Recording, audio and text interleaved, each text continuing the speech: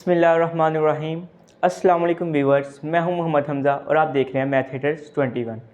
आज हमारा फिज़िक्स का लेक्चर है जिसमें हम पढ़ेंगे स्केलर्स एंड वेक्टर्स। स्केलर्स क्या होते हैं और वेक्टर्स क्या होते हैं। इससे पहले लास्ट लेक्चर में हमने पढ़ी थी टाइप्स ऑफ मोशन। मोशन की टाइप्स कितनी होती हैं, ट्रांसलेटरी मोशन क्या होती है और ट्रांसलेटरी मोशन की टाइप्स पढ़ी थी हमने। ठीक है, आज हम पढ़ेंगे स्केलर्स एंड वेक्टर्स। अगर मैं ये कहूँ कि स्केलर्स एंड वेक्टर फिज़िक्स की बुनियाद के एक इम्पोर्टेंट हिस्सा हैं और सबसे ईजी डेफिनेशन फिज़िक्स की हैं, तो ये गलत बात नहीं होगी, क्योंकि स्केलर्स एंड वेक्टर्स ऐसी चीज़ है जिसकी बुनियाद पर आप बहुत सी चीज़ों को जानते हैं। ठीक है, ये कोई चीज़ तो ऐसी कोई चीज़ नहीं जिसकी बुनियाद फिज़िक्स चल नहीं सकती, लेकिन इससे हमें चीज़ों की पहचान होती है। आइए इसकी डेफिनेशन देखते हैं, फिर आपको समझ आएगी क्या है क्या चीज़ है स्केलर। आज स्केलर क्वांटिटी, स्केलर्स क्या है। आज scalar quantity is described completely bye its magnitude only.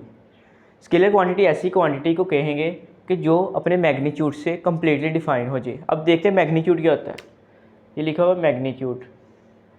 Magnitude कोई भी न्यूमेरिकल वैल्यू, किसी भी चीज़ की न्यूमेरिकल वैल्यू को हम कहेंगे magnitude.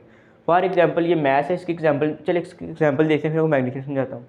For example math, length, time, speed, volume, work and energy, ये सारे के सारे जो हैं स्केलर क्वान्टिटीज़ हैं। ठीक है, पहली चीज़ में हमें क्लियर करनी है कि जो है स्केलर क्वान्टिटी डिस्क्राइब होती है completely bye its magnitude only. Magnitude only, सिर्फ ये मैग्नीट्यूड से डिस्क्राइब होती है। दूसरी बात आ गई है इसके एग्जांपल में। अब हम देखते हैं मैग्नीट्यूड होता क्या है। मैग्नीट्यूड किसी भी चीज़ की न्यूमेरिकल वैल्यूज़ को कहते हैं। मिसाल के तौर पर ये मैथ्स है। मैथ्स अगर देखें, हम किसी चीज़ का मैथ्स लेना चाह रहे हैं कि फॉर एग्जांपल आप बाज़ार जाते हैं, बाज़ार से जाकर कहते हैं किराने वाली दुकान से कि 2 किलो चीनी दे दें मुझे। क्या कहा आपने? 2 किलो चीनी दे दें, 2 kg शुगर। ठीक है जी, आपने शॉप पे जाके क्या डिमांड की? 2 kg शुगर की। अब ये 2 kg जो है 2 kg, ये इसका मैथ्स हो गया। kg तो उसका हो गया मैथ्स साथ, ये 2 जो आ रही है ये इसकी न्यूमेरिकल वैल्यू मैग्नीट्यूड है। ठीक है, 2 जो है इसका मैग्नीट्यूड है। न्यूमेरिकल वैल्यूज़ ऑफ किसी भी चीज़ की जो न्यूमेरिकल वैल्यू होगी उसको हम क्या कहेंगे? मैग्नीट्यूड। अभी पूरी क्वान्टिटी जो होगी ये मैथ्स होगा और ये एक स्केलर क्वान्टिटी है। स्केलर क्वान्टिटी की समझ आ गई होगी आपको अभी तक के, इसको सिर्फ हमें बताने के लिए उसके मैग्नीट्यूड की ज़रूरत होती है। ठीक है, इसी तरह आगे देखते हैं। फॉर एग्जांपल हम इसकी लेंथ, मैं एक ये लाइन लगा रहा हूँ 2 मीटर की। ठीक है, ये एक लाइन लगाई मैंने कितने मीटर की? 2 मीटर की। इसके लिए मैंने ये नहीं बताया कि किस डायरेक्शन में मैं लगा रहा हूँ। ठीक है, सिर्फ मैंने एक लाइन लगा दी। इधर भी लगा सकते हैं आप, ये भी लाइन है, ये भी 2 मीटर की है, ये भी 2 मीटर की है। इसके लिए कोई स्पेसिफाई डायरेक्शन नहीं है।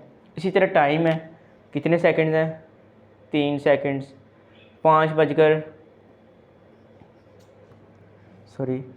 3 सेकेंड्स, 5 o'clock,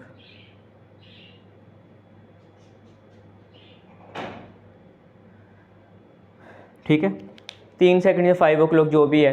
और इसके लिए मैं ये नहीं बताना पड़ा कि 5 बज चुके हैं मगरिब की तरफ, 5 बज चुके हैं ईस्ट की तरफ, 5 बज चुके हैं वेस्ट की तरफ। इस तरह हमें कुछ नहीं बताना पड़ा।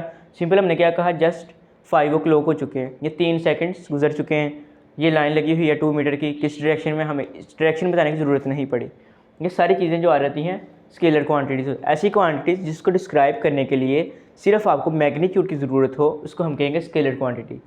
ठीक है, अब आते हैं वेक्टर्स की तरफ। वेक्टर जैसे थोड़ा सा एडिशन में आ जाता है, डिफरेंट तो मैं नहीं कहूँगा लेकिन एडिशन आ जाती है वेक्टर्स में। ठीक है, वेक्टर्स क्या होते हैं? A vector quantity is described completely bye its magnitude and direction. ठीक है जी, इसमें मैग्नीट्यूड भी आपको आ गया, इसमें आपकी डायरेक्शन भी आ जाएगी। इधर देखें ज़रा, इधर क्या है? सिर्फ मैग्नीट्यूड ओनली। एडिशन मैंने इस तरह से की कि यहाँ पे मैग्नीट्यूड भी आ गया और डायरेक्शन भी आ गई है। ठीक है, अब वेक्टर को डिफाइन करने के लिए आपको क्या करना पड़ेगा? उसका मैग्नीट्यूड भी बताना पड़ेगा और उसकी डायरेक्शन भी बतानी पड़ेगी। अब इसकी एग्जांपल देखते हैं, फिर समझ आएगी। For example velocity, displacement, force, momentum and torque. ठीक है, ये सभी की सभी वेक्टर्स की क्वांटिटीज़ हैं। अब इसमें से आपने वेलोसिटी भी नहीं पढ़ी, डिस्प्लेसमेंट भी नहीं पढ़ी, फोर्स भी नहीं पढ़ी, मोमेंटम, टॉर्क कुछ भी नहीं पढ़ा।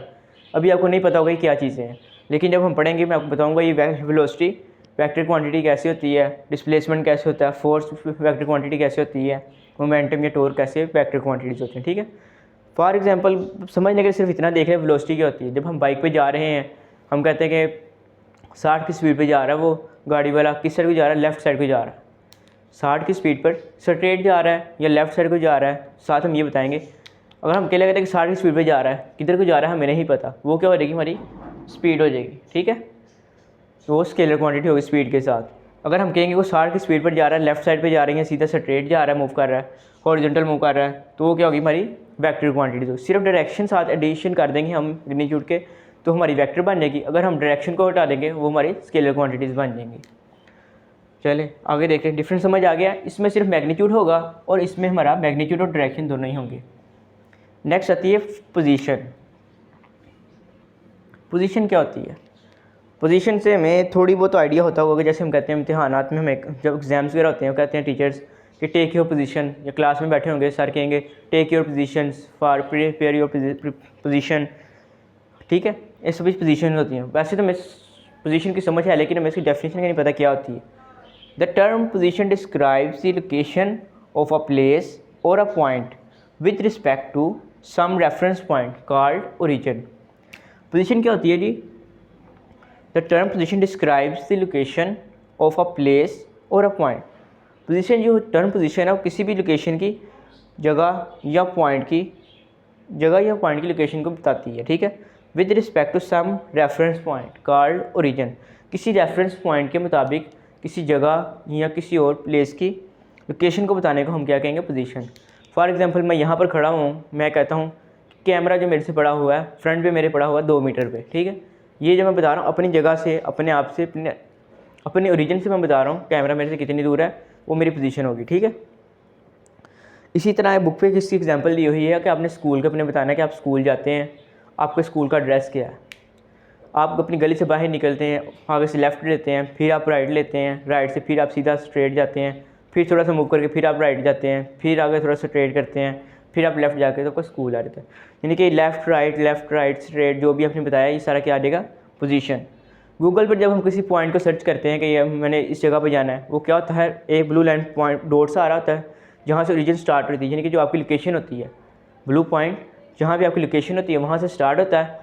और ये जो रेफरेंस पॉइंट होते हैं जहाँ पे आपने जाना होता है, रेड कलर का आई थिंक आ रहा था, वो वहाँ तक आपको लोकेशन लाइन के थ्रू बता रहा होता है।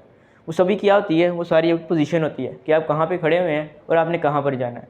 जहाँ भी आप खड़े हैं वो आपकी रीजन होगी, जहाँ पर पहुँचना है वो आपकी डेस्टिनेशन होगी। ठीक है, उम्मीद करता हूँ आपको लेक्चर की समझ आई होगी। अगर आपने अभी तक चैनल को सब्सक्राइब नहीं किया, सब्सक्राइब करें, वीडियो को लाइक करें और बेल आइकन पर क्लिक करना ना भूलें ताकि आपको हर आने वाली वीडियो वक्त पर मिल सके। मुझे तब तक के लिए दीजिए इजाज़त। अल्लाह हाफिज़।